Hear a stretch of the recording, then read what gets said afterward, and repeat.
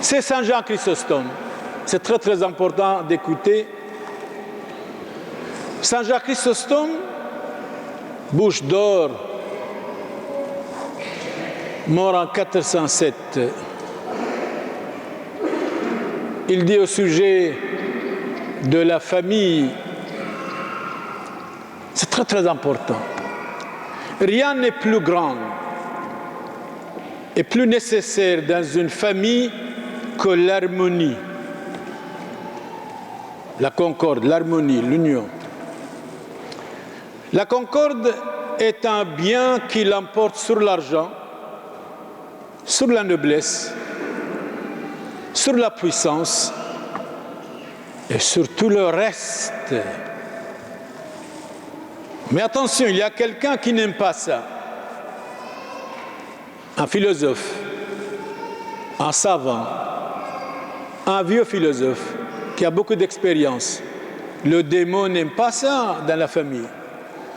Ce que le démon redoute le plus, c'est l'harmonie dans la famille. Il n'aime pas ça. Il doit mettre la zizanie. Alors nous devons dire arrière Satan. Et on est vainqueur. Ce que le démon redoute le plus, c'est l'unité dans la famille. Entre l'homme et la femme, et les enfants et les parents.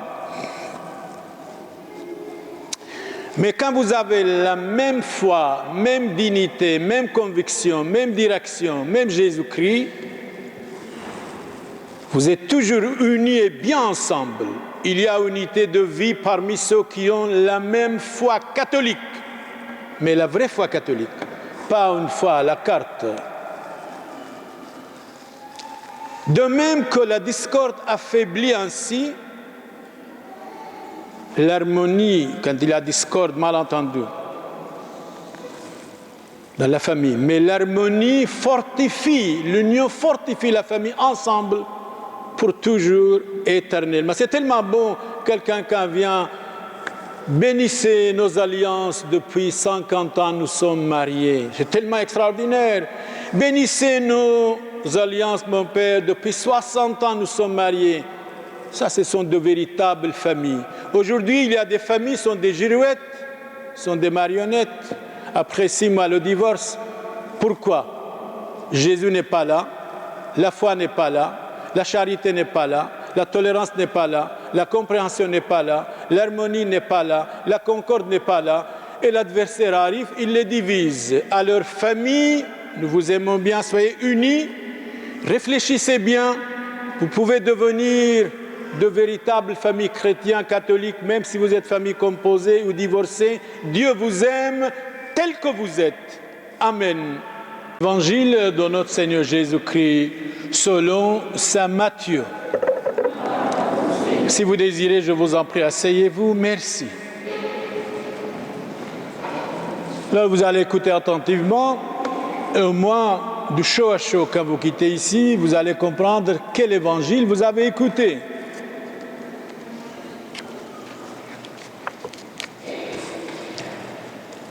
Après la visite des mages, l'ange du Seigneur apparut en songe à Saint Joseph. Songe, il y a rêvé, il y a songé. Songe, c'est encore mieux que rêver. Il lui dit, c'est l'ange qui parle avec Saint Joseph, « Lève-toi, prends l'enfant et sa mère. » Il n'a pas dit, nous allons prendre vos enfants. L'enfant et sa mère. Ce qui veut dire l'enfant appartient à la mère. Jésus n'avait pas de père. La Vierge Marie n'a pas été enceinte par le sperme d'un homme. C'est pour cela que Jésus ne peut pas pécher. C'est la parole de Dieu. Lève-toi, prends l'enfant et sa mère et fuis en Égypte. Il y a beaucoup de mauvaises langues qui disent n'importe quoi. Oui, Jésus avait des maîtresses, Sainte Marie-Madeleine, sont des ennemis de l'Église catholique.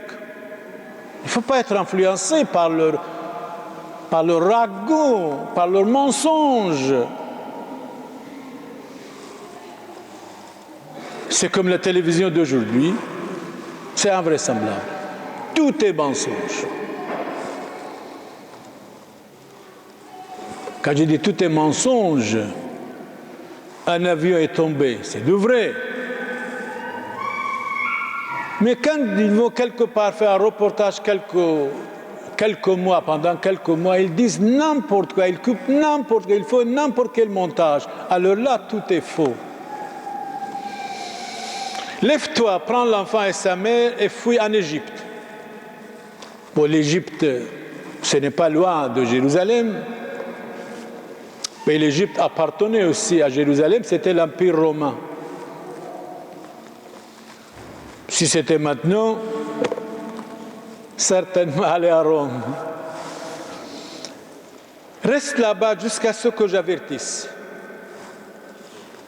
Car Hérode va rechercher l'enfant pour le faire périr.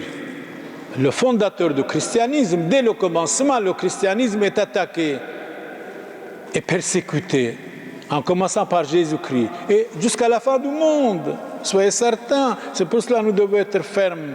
Et quand nous sommes persécutés, attaqués, nous devons encore plus fort et forte. C'est ça la réussite du christianisme. Saint Joseph se leva, dans la nuit, il prit l'enfant et sa mère, c'est la deuxième fois, et se retira en Égypte.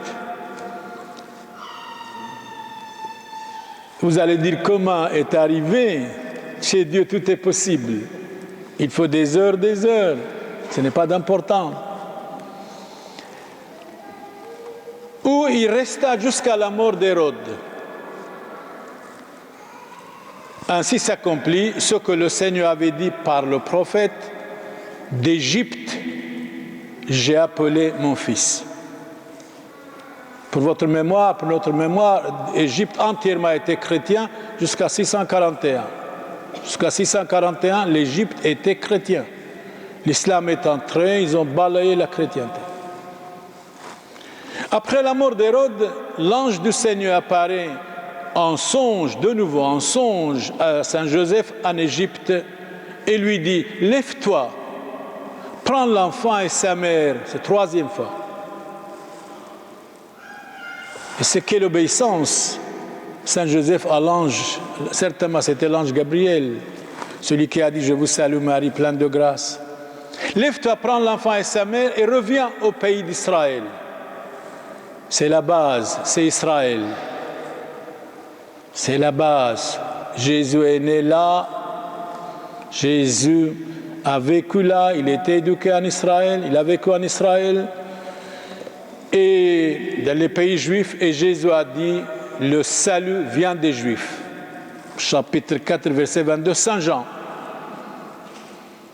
Donc c'est pour cela que nous devons respecter beaucoup Israël et beaucoup les Juifs. Dans le monde entier, nous devons les respecter et les défendre. Lève-toi, prends l'enfant et sa mère, reviens au pays d'Israël, car ils sont morts. Attention, Hérode n'était pas juif. Certainement, il était d'origine arabe. Sa mère sûrement. Lève-toi, prends l'enfant et sa mère, reviens au pays d'Israël, car ils sont morts, ceux qui ont voulu la vie de l'enfant. Saint Joseph se leva, prit l'enfant et sa mère. Il entra au pays d'Israël. Mais apprenant qu'Archélaos régnait sur la Judée à la place de son père Hérode, la royauté, un petit peu, c'est comme maintenant, c'était héréditaire, de père en fils. Il eut pour de s'y rendre, averti en songe, c'est encore, il se retira dans la région de Galilée. Vous savez, Galilée, Bethléem, Jérusalem, Nazareth ne sont pas loin des uns des autres. Averti en songe, il se retira dans la région de Galilée et va habiter dans une ville appelée Nazareth. Et pourquoi? Il est né à Bethléem. Pourquoi à Nazareth? Parce que la prophétie va dire, vous allez voir, Ainsi s'accomplit ce que le Seigneur avait dit par les prophètes. Les prophètes, il sera appelé Nazaréen. Et les chrétiens se nommaient Nazaréens après le Christ, même jusqu'à 42.